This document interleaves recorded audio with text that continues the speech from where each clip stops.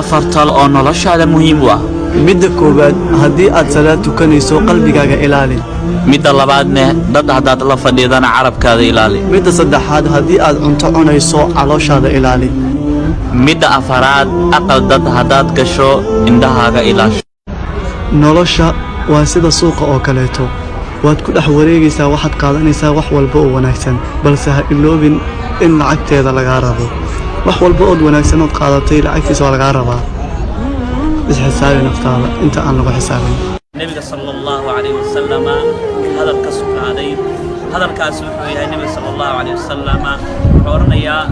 ahadkiin nafsadiisa la jecel yahay la jeclaado nafsada walaalkiisa sidaas awgeeda nafsadaada waxa la jeceshahay la jeclo walaalka insha Allah taasi ay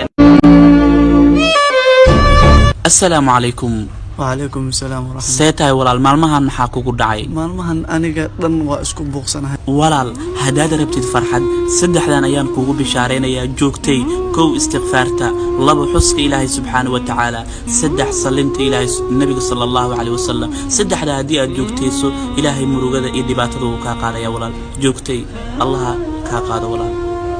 insha Allah walaal waan joogteen doonaa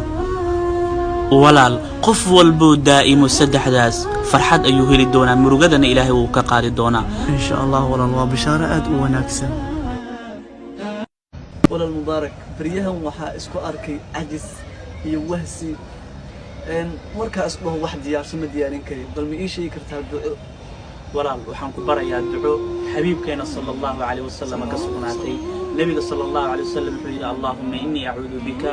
min al-hammi والحزن والعجز والكسل والبخل والجبن وضلع الدين وغلبة الرجال دعاء سيادي على أخرستم مروجو